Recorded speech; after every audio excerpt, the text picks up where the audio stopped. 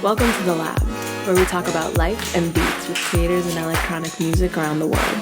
Brought to you by Pushing Buttons Collective. Bad Snacks. Where did you come from? You just came out of nowhere and took the beat culture, beat community by storm. What's your origin story? My origin story. Okay, so I'm from the Boston area originally. I moved to LA about 3 years ago to pursue music, and I decided to move to LA instead of going to college because I had a brother out here who's a drummer and an engineer, music engineer, and every time I would come out to visit him, like, his friends would be like, "Oh, your sister's in town, does she want to lay down strings?" And so, I don't know, so I came out here as a string player originally, and as a folk singer-songwriter too. And the thing is that it's like, it never really gelled with me because I wasn't listening to violin music. I wasn't listening to folk, really. It's like my favorite stuff was like really experimental electronic hip hop or like hip hop derivative music. And that's like what really like spoke to me the most. And so I kind of here in LA, all of my heroes live here. I'm going to work really hard to figure out how to do this. Who are some of your heroes? Like Flying Lotus is probably like my favorite beat maker, producer of all time. And like Teebs is also another huge inspiration for me. Taylor McFerrin, not a lot of people know about him for some reason, but he's also a huge inspiration. Yeah, Bobby McFerrin's son. For sure. Yeah. His solo project is just like super gorgeous and beautiful and amazing. And, you know, learning about like the low end theory scene out here and like Mind Design. And now it's like Kiefer and just like all of these kind of cats that came out of the low end theory scene. And obviously low end theory is no longer, which is super sad, but that whole beat scene is like so thriving here in Los Angeles, and there's just so many people to learn from and to take inspiration from.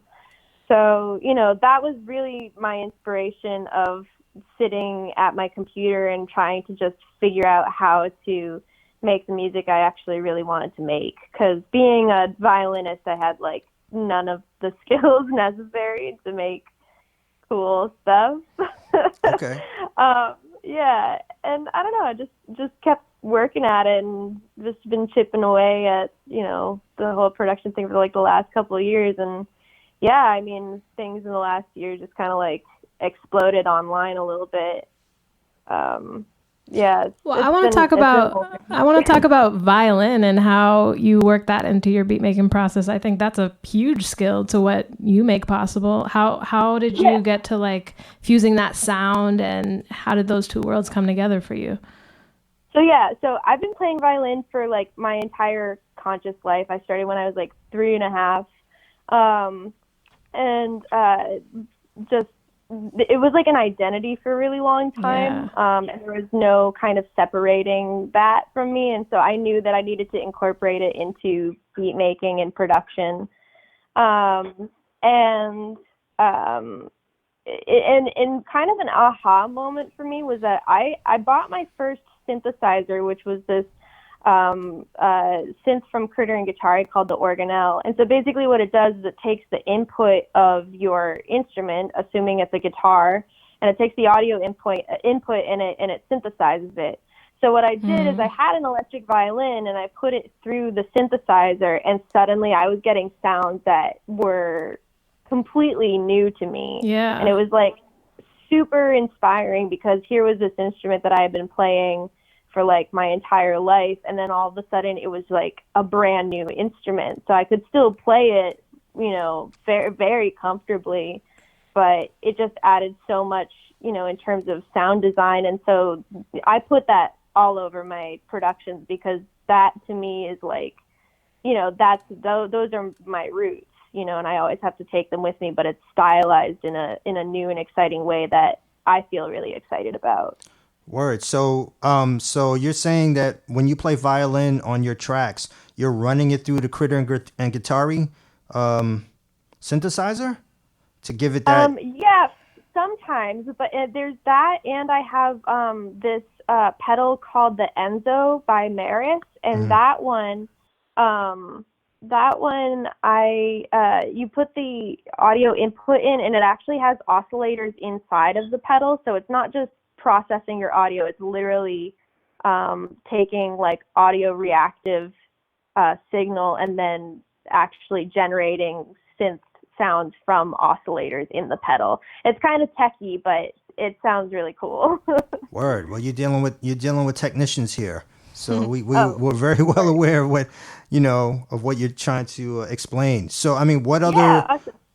I'm not to cut you off. What other weapons of choice do you use in your productions or in performance? Is there a difference between what you use to perform with or what you use to make beats or other tracks with? Yeah, for sure. So, I'm a huge fan of taking things outside of the box. Like, and when I say outside of the box, I just mean outside of the computer and really integrating as much like analog equipment as possible in my productions. Yeah. Because I just find that even the art of like designing sounds and tweaking things with like tactile knobs is just, it's a really great process to go through. Word. And it's a really good ear training thing too, of like learning how to be like that intimate with your sound design. So I have like a Moog sub fatty that I use for a lot of my synth bass stuff. I have like a DSI Prophet. I use an electric bass for a lot of my stuff. I have like my brother's PV that I've been borrowing indefinitely. Um, and I try to use as many like real instruments as I can. And then for performing, I use an SP 404, which has been super liberating because it allows me to play my tracks. It allows me to play over my tracks and effectively like flip my tracks too, of using the post effects processor on it. And I get to like, basically trigger these sounds and still play violin over it, but I'm not depending on a screen. So I don't need like a laptop, which has been really nice because I just find personally for me that I have a much more engaging experience with like the performance and with the audience when I don't have to keep checking in on a screen. So that's been really nice. I don't use it so much for beat making, although sometimes I'll still mess with it because it's also a really good process to go through of like going through the whole the series of steps of sampling manually and chopping it up onto pads and coming up with drum patterns on that. I mean, it's harder. It's harder than doing it on Ableton, but the SP is just so. It's just such a huge part of that type of music. Yeah, it's interesting hearing you talk about performing beats because I definitely feel like that's a whole other art in and of itself. Like, how did you start to hone your performance of beats? And I don't know, do you have any advice for other beat makers who haven't gotten to that point yet? Yeah, for sure. So I'm like a super do first, think later kind of person. And really, when I got my first gig offer from my friend who goes by Scout, I wasn't ready at all. And like I had just bought my SP404 and I like didn't know how to use it. But for me personally, it was kind of just about getting into the mindset of like, you don't need to get super intricate and fancy with the way that you perform your beats because at the end of the day, the audience probably doesn't know what you're doing. And so you just got to kind of find like what works for you and what's going to make you like the most comfortable and how are you going to have the most fun, like, so I could have mapped my beats out in a way where like, I'd have one track, like one pad playing an A part, or like another pad playing just the drums, or like, sampling other kind of chops to throw in once in a while. Mm-hmm. And like, chopping up my song that way. And that would have been way more involved. And like, that could be super cool. And I know a bunch of people that do that, and it's awesome. But like, for me, I know that personally my strength in performing is being able to like play my violin and to sing over stuff for certain songs. And like, for me, it was really great knowing that I could basically just like arrange and import my beats and like the post effects processor, like that to me, that's like a very improvisational part of the performance. Mm. So I know people kind of diss it a lot of being like it's just triggering tracks, but there's a lot of risk in it. There's a lot of improvisation. There's a lot of stuff that can go very wrong with that. That is so true. I mean, yeah. I remember seeing Sam I Am a couple years ago with Daedalus, and that was like the first time that I really saw the SP in action.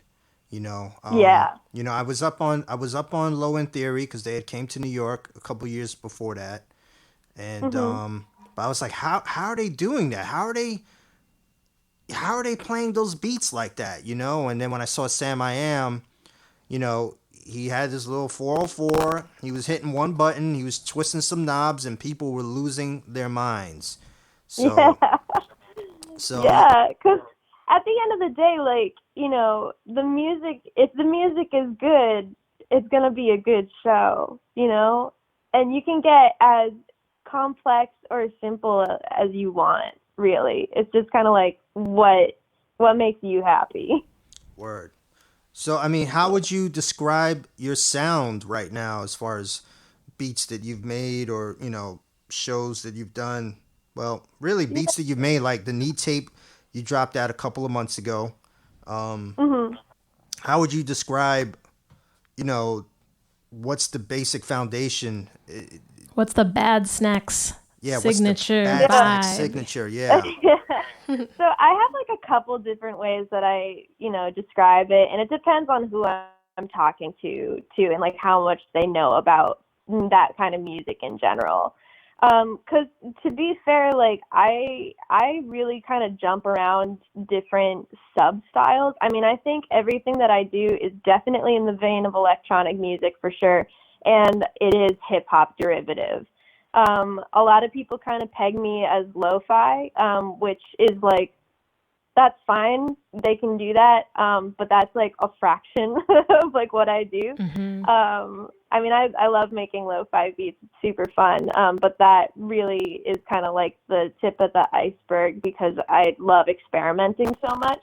So definitely like in that vein of like experimental electronic hip hop is like how I describe it. And then like in terms of like adjectives, it's like either my beats are like super wonky or they're like really pretty or they're like super dark, and that's kind of where I'm at. Cool. So yeah, we're gonna take a little break. We're gonna play Lift Off the Knee Tape by Bad Snacks, and we'll be back in a few minutes.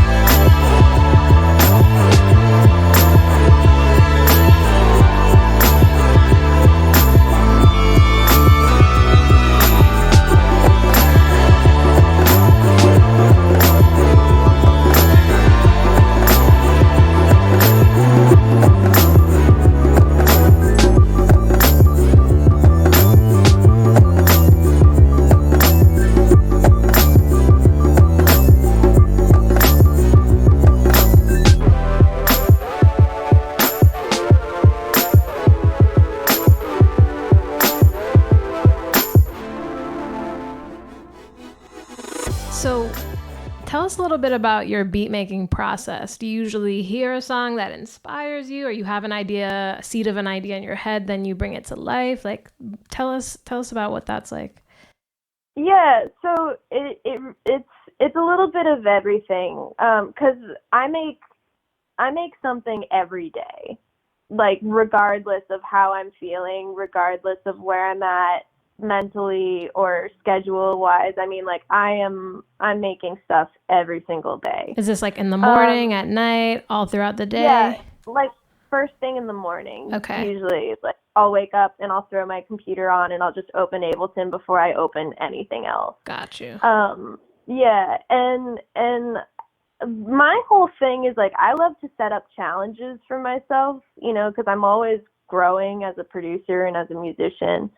And, you know, there will be days where I'm like, okay, I really want to know how to get this drum pattern I really like down. Like I want to be able to perform it, you know, like finger drumming onto my MIDI controller and get it down. And there are other days where I'm like, I want to, you know, like I do, I'll hear a song and I'll be like, oh my God, that would make for a great sample. And then that's my inspiration. And then other times it's just, I mean, most of the time, because I think drums are probably the thing that I want to constantly improve the most, just because I have the least experience with them.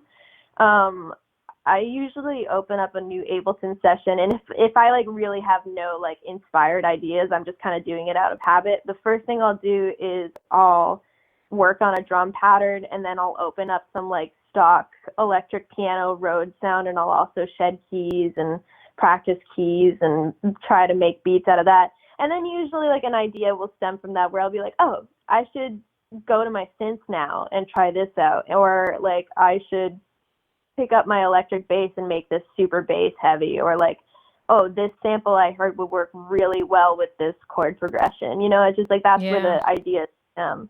But it's really kind of just those ideas happen just kind of out of like habitually making myself create every day.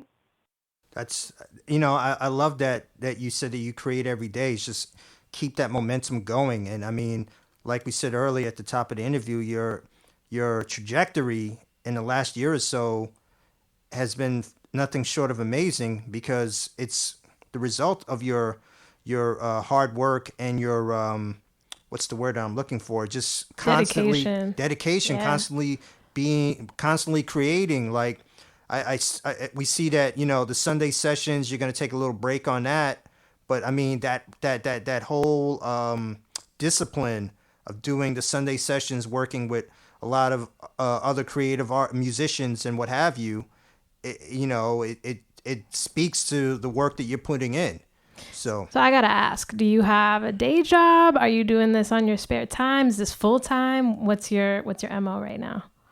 So I'm really fortunate. And by the way, thank you for those previous comments. Very kind. But I'm really fortunate right now because everything I do is everything I do work-wise is music related, and I would say about 85% of it is Bad Snacks related, and the other 15%, that's like an odd split, I know, but but the other kind of like 15%, I teach at like an after-school strings enrichment program at an elementary school, so that's technically. Yeah, just a couple times a week I do little like workshops, and I teach like 8-year-olds, and it's super cute. And that's my only on the table job right now, which is really like I never take that for granted ever, because I worked in food service for years, and it sucks. It so starts bad. Somewhere. Oh, for sure. I mean, I think everybody should work in food service at like one point in their life. Like, I feel that. I did too. So I get it. Yeah. Yeah. It makes you like less of a dick when it you humbles go out. you. Yeah, for sure. For sure. Cool. So, what's the LA beat scene like? Super vibrant and endless. And it's amazing, and it's really, you know, it's funny for me because like I kind of stumbled into this whole thing. I was just kind of like following my ears and trying to make myself happy with the kind of music I was making. And, you know, I always recognized that there was like a huge culture, you know, associated with the beat scene for sure. But it's so interesting to find myself in those situations like all the time. And like when I first moved to LA and I went to Low End Theory, I didn't know anybody. I wouldn't have recognized anybody that like wasn't somebody that like I had already stalked, like Daddy Kev or something, you know? And I remember I went to my first Low End Theory and it felt like church. Like I felt like, it sounds so cheesy, but like I felt like enlightened. Of just like, oh my God, this is where I need to be. Like I wanna play at the airliner. I wanna be friends with these people. I wanna get my eardrums blasted by these speakers every week. And it's crazy because, you know, Low End isn't around anymore, but we got Beat Cinema, we got Beats Freaks and Geeks, we got Productive Culture. I mean, there's so many, you know, little collectives popping up here, and every time I go to these events, it's like I see my friends now. Word. And it's such a beautiful thing because it's also just like you look. It's like one of the only places where you can like look around, and like everybody's just super cool, you know? Like everybody's just there to dig this super crazy, weird, instrumental, experimental music, and you get, you know, people of all backgrounds and just so many different beautiful faces, and it's just, I don't know, it's such a great vibe, and I know that I'm not really comparing it to other beat scenes, because to be fair, also like I'm from Massachusetts, but like I haven't really delved into the Boston beat scene. I know a couple of producers out there that are good friends of mine, but you know, like just from what I've observed is like nothing kind of comes close to the scale of LA, because also LA's music scene is just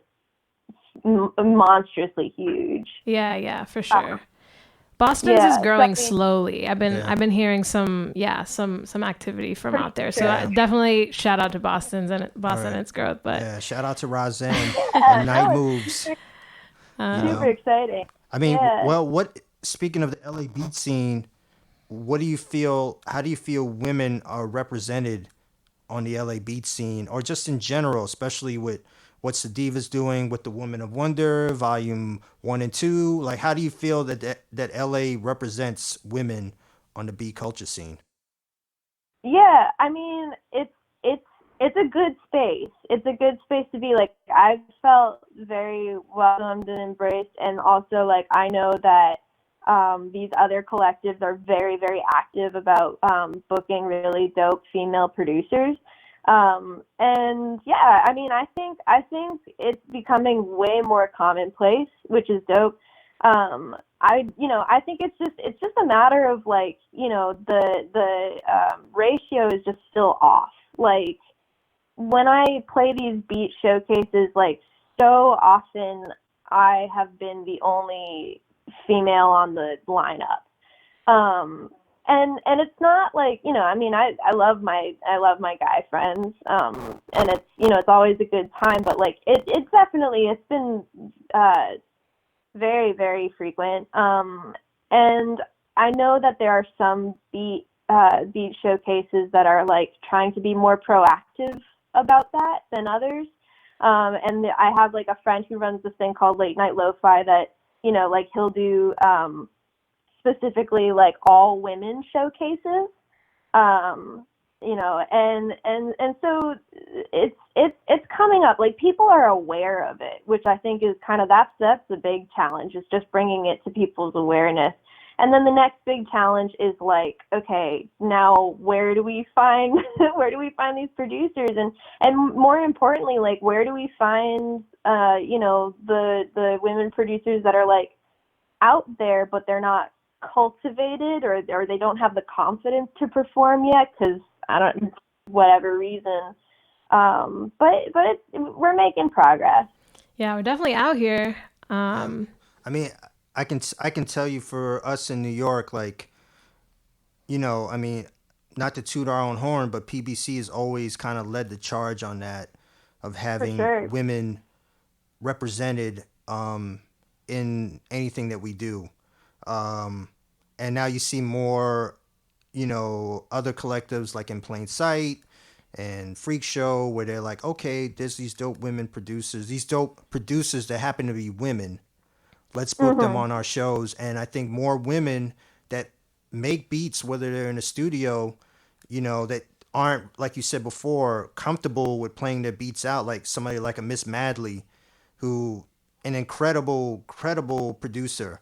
And since she's been rocking with us, she's just like, yeah, now I just play my beats out like it's nothing. And she's getting her stuff placed on TV. But I digress. But I feel like you said before that it is people becoming more aware and becoming more welcoming of having women in these spaces to showcase their talent. I think it's a beautiful thing, Yeah, for sure. No, I mean it's it's the move right now. I mean, like I think I mean I'm not going to speak for other producers that happen to be women, but I think really all it is that like it would just be great if the playing field was just like even enough that we didn't even have to separate female producers from the term producers. You know what I mean? True. Like I'm just looking for like a 50-50 ratio.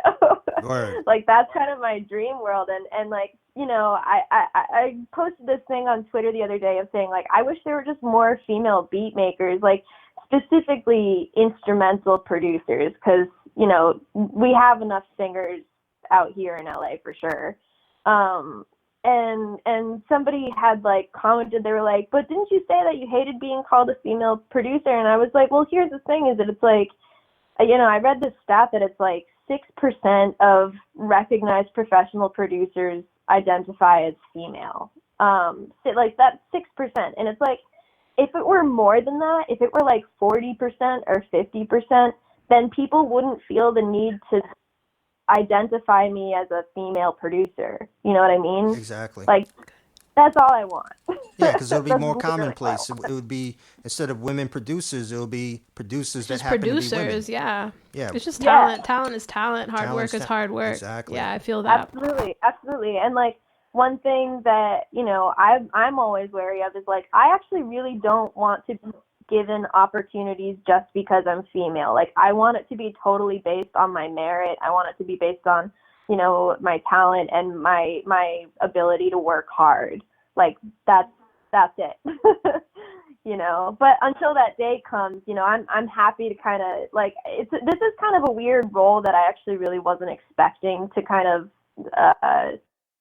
get into when I first really started diving into production. But like, it totally has become this role of like, when you're an active female producer, not just online but in the scene, it's like you like I make sure to carry myself in a way of like, I show up on time, like I'm not going to be unprofessional in anything that I do, and that like I'm assertive when I'm doing business and stuff like that. It's those are all things that I would hope to be anyway, but it's kind of funny that it's like those are things that people pay attention to. True. Yeah. True. All right, we're going to take a little break, and we're going to get into another song off the Neat tape, and this is Let's Go.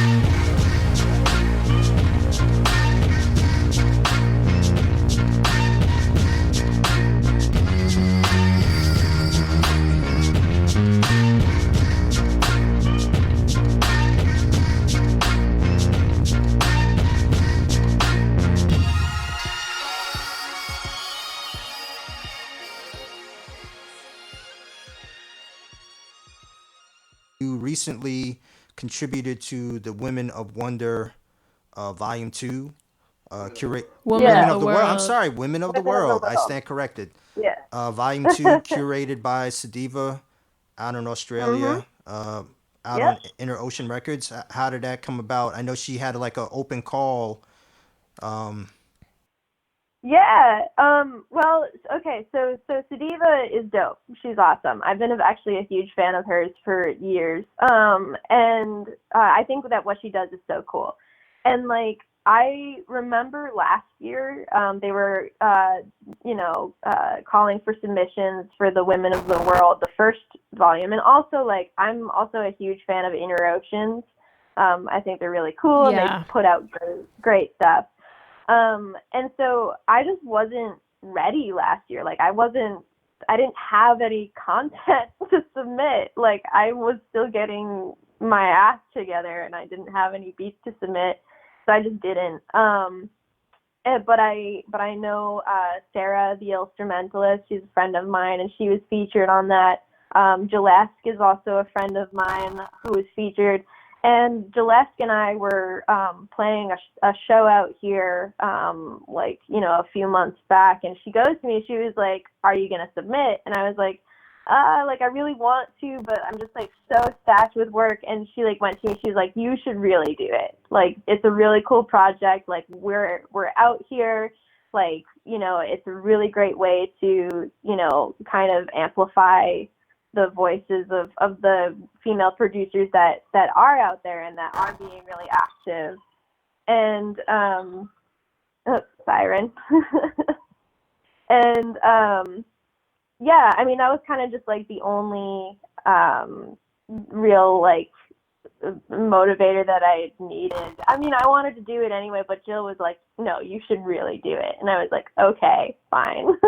Interesting. I will. And then the track actually that I submitted, I mean, like, this sounds so silly coming from me, but I actually really dig it, because it features my friend Lynette Williams, who actually is based out of New York City, and she's this amazing singer-songwriter, like, just so deeply artistic and talented, and has an amazing voice. And so I messaged her and I was like, "Hey, here's this really cool thing that we're doing for charity. Would you be willing to let me use stems from your song to make a beat out of it?" And she was like, "Yeah, totally," and was like super kind about it. That's awesome. So, What's your general approach to collaboration, working with other producers, but also working with other vocalists? What's your point of view on that?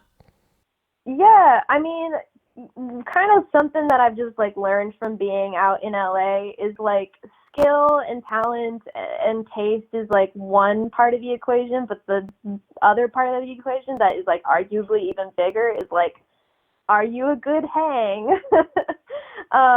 And so that was like the whole thing with Sunday sessions too, of just like, I just wanted to like invite people to my space that I thought, were really talented musicians, but also were like people that I wanted to be friends with. That's real. Yeah. And it's cool because like I have become friends with like every single person that's come through my doors of like my tiny apartment. Yeah. And yeah, for sure. And like, I think for me, I collaborate. It's a little easier for me to collaborate with instrumentalists only because I am one. Like I have been a session musician since I was like 17. So, I know how to take and give direction in a way that's like, hopefully not condescending. Yeah. You know what I mean? But with instrumentalists, it's usually just like, it's so easy to just shoot ideas back and forth and not be super precious about things. Whereas I found that with vocalists, when you have a really good match and good chemistry, it's amazing and it's awesome. It's just, I think vocalists are especially kind of like bleeding heart artists, which is really dope and like super admirable. But like sometimes, I think it's also sometimes I can be kind of a stubborn person. Like I know what I like. That's real. That's honest. Yeah. And so I don't really work with vocalists as much, just because I love the collaborative process to be just like super like, let's just shoot ideas back and forth. And, you know, like if I'm not super vibing with what you're doing, that I don't feel like scared to tell you, you know? But yeah, I mean, I think Sunday sessions has just been a really good outlet for me because, I mean, otherwise, I mean, my schedule is just like packed to the brim. So it's really hard to just have kind of like one-off sessions that you don't know are even going to like do anything. I've definitely had a lot of those where people will come over and we'll like start making a track and it's like, okay, well, I don't know when I'm going to see you again because we both live in LA and we're busy forever. So I guess this is it. And then you kind of like wasted the day. If that makes sense. Yeah, it's tough, but when it works, it's super fun. It's great. I know that Sarah Too Ill is out in LA right now for a couple of months. Have you had a chance to meet up with her at all? Yeah, we met at NAMM and we hung out at NAMM, and she's awesome. She's a super cool person, and I wish we could hang out more, but she lives like way out on the west side, Okay. and I'm on like the opposite side of town. I'm like very far from the ocean, and LA traffic just like I can't. Yeah, it's a parking lot. Yeah. Now, I know that exactly. both of you were recently featured in Andrew Wang's Four Producers, One Sample. What was that like? You know, I mean, both of you killed it. I mean, all four of y'all killed it, but, you know, we're talking about Bad Snacks right now. Take us through that process that you had 24 hours to flip this sample. Yeah, it was pretty surreal getting that email from Andrew because, like, I've been watching his videos for a really long time. And so I was just like, what is going on? Like, why is he messaging me? But he sent us, like, 11-second sample of somebody playing, like analyzing Chopin or something. It was, like, an improvisation on Chopin. And, I mean, it really wasn't that much content to work with, but, you know, lucky for me, I sample a lot of piano in general, and I think it was just kind of like that particular sample actually ended up really vibing well with me, and I figured out a way to, like, kind of detune certain parts of the chop so that harmonically it was going into different places. But, yeah, I mean, like, I scrambled for that 24 hours. It sounded dope. Thank you. I don't think I ate that day. Just bad snacks. And you know what's funny is, like, I was cleaning up my external hard drive the other day, and, like, I had bounced, no joke, 17 versions of that. Because I had, like, a couple of mixing things where I was like, this is just, I can't get this, and my ears are fried. I'm tired. But I finally, like, figured it out, and then, like, I woke up early the next morning to, like, just double check that the mix was cool, that I wasn't, like, super mad at it, and then I just was like, okay, all right, I'm gonna let this one go. I'm just gonna see how this goes. Did you know Andrew Huang before that? No, we had both been assigned the same project from Google earlier in the year, but, like, the funny thing about that is that, like, because we were hired to make like royalty-free tracks for YouTube so that YouTubers can just, like, put the music in their videos and not worry about copyright. Yeah, I saw that. And yeah, and I found out that me, Andrew, and this Red Means Recording. Right, Jeremy from Red Means Recording, yeah. Yeah, that we were going to be released on the same day. And so I took that opportunity to reach out to both of them. And Jeremy responded and was super nice. And, like, Andrew didn't respond to me. And I was like, oh, no. So it was fun to get his email later in the year and be like, yay. So and then we met up at NAMM and hung out. And he's just the nicest person. Word. No, that's awesome. Yeah. All right, we're going to take a little break. We're going to jump into Bringo off the Neat Tape, and we'll be back to chop it up Bad Snacks.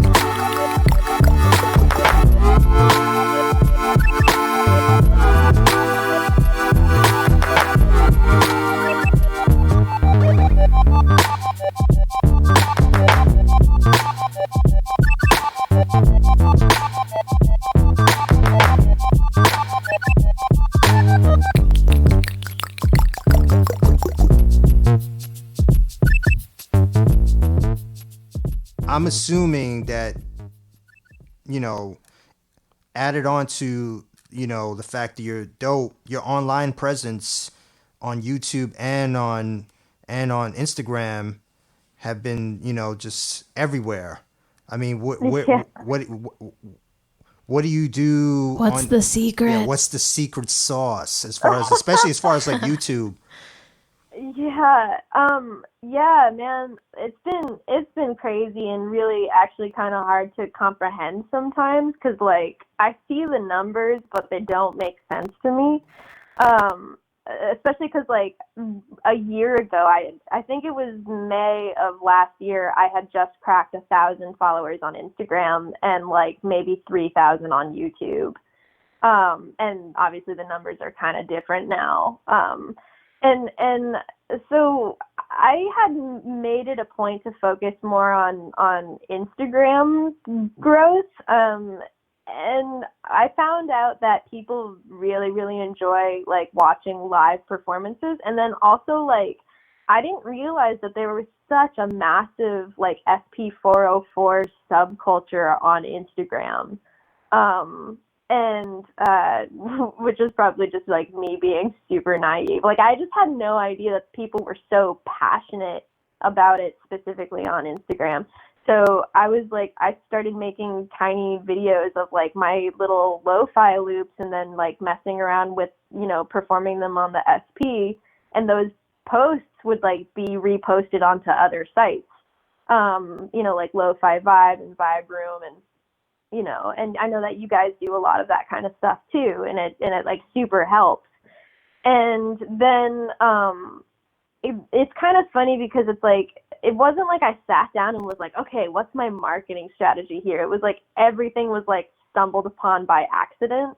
Because like the other thing too is that with the Sunday sessions thing, I was just like, man, there are so many dope instrumentalists out in LA, and I want to get better at producing, and I should learn how to work with people a lot better. And I think that this would be a really good avenue for that, of just like, it seems like a really good format to me of like invite my friends over, like make a dumb little beat, you know, that takes up about 60 seconds, and then make a video of it and like send it to them so that they can post it too if they want. And like, we just have a good time. And it's like, you can make a 60-second beat actually pretty quick. And then most of the day is just spent like hanging out and goofing around and, you know, doing stupid things on camera. And like, that to me seemed like such a good idea. It was also like a mechanism for me to like socialize too, of like making sure that, you know, that I was like seeing my friends and meeting new people and whatever.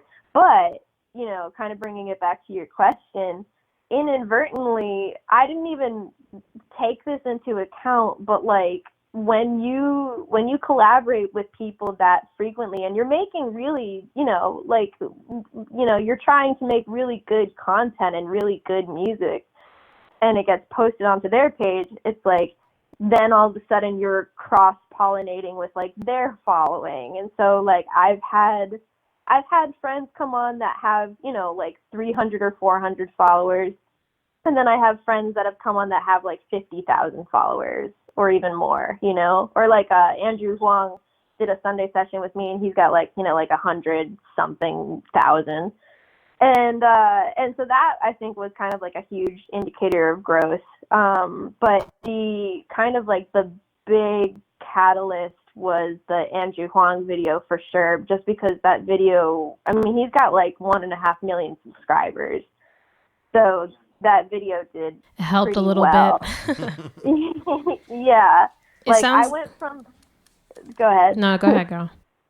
I was just going to say, I went from like 5,500 subscribers on YouTube to 40,000 in like 3 weeks. A small come up. Just because that. That's awesome. It sounds like you kind of like hit your stride as far as posting goes, but how do you kind of balance creating for Instagram and just creating on your own and using it as a promotion tool? Like, I think it's something everyone's trying to figure out. Like I talk to my friends a lot about this actually. I mean, personally for me, I'm actually trying to pump the brakes on the online presence thing just because, you know, I don't want to be just an online musician. I mean, I want to be a part of the scene. I want to be an active member of my community. You know, I want to play live shows frequently, and, you know, meet people in person. And I understand that those two things aren't mutually exclusive, but I think Instagram has a way. I mean, first of all, Instagram is extremely anxiety inducing, like especially because it's so addictive. Yeah. And I think holding yourself to a schedule of like, you know, having to post X amount of content to kind of work with the algorithms is like, it's just it gets to a point where it's just like, what am I really doing this for? And I also kind of hit a point where like, you know, I can't really keep up with my messages because of the volume of people, and to me that's such a bummer because I love talking to people, but I can't talk to this many people at once. You know, I can't have individual conversations going on with like 100 people on any given day. And it just got to a point where I was like, you know what? Like I have enough, you know, I have kind of enough of a following right now to chill out and start really working on like real life stuff. Yeah. For real. Just like, you know, yeah, I mean that's one of the reasons that I'm you know, doing a hiatus on the Sunday sessions. I mean it's also just because of logistical reasons and having to move and stuff. But it's also a break for me because I want to be working on Neat Tape too, but when I hold myself to weekly deadlines of making new content, it's like, you know, that's at least 2 days Right. Out of my free time that I'm not spending on my stuff, you know? Yeah. So it is a balance. It definitely is a balance. And those sessions, they'll be back. They'll definitely be back because I love doing them, and I'd have like an endless list of people that I want, you know, to work with. Word. So, Yeah. I mean, do you have any advice for any emerging beat makers and instrumentalists that are out there that are following you or, you know, listening to this interview? Yeah, for sure. I mean, I am a huge advocate of just working. You just got to work it. And my dad has this kind of funny phrase of like, you know, rule number 1 of business is don't go out of business. Which I think is like super applicable of like, you know, if you want to make this, you know, really significant for yourself, whether it's career-wise or artistically, the worst thing that you can do is to just stop. You know, so keep going. I mean, and also like, I talk about this often on social media because I want to be transparent, but like, you know, not everything that I make is good. In fact, a lot of it really isn't. And the vast majority of the stuff that I have made in the past is not good. So it's okay to work past those things.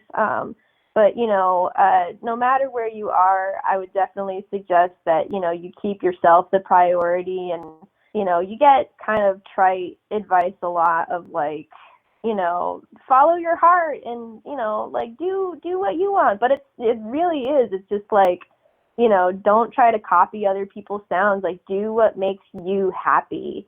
And, you know, work on that. And if you make yourself really happy and you feel like you're improving, you know, people will come. Those listeners will eventually come. So, you know, don't worry about it.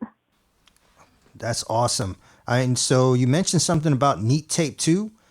When can we expect that? Or are there any other collaborations that you got going on? Any compilations?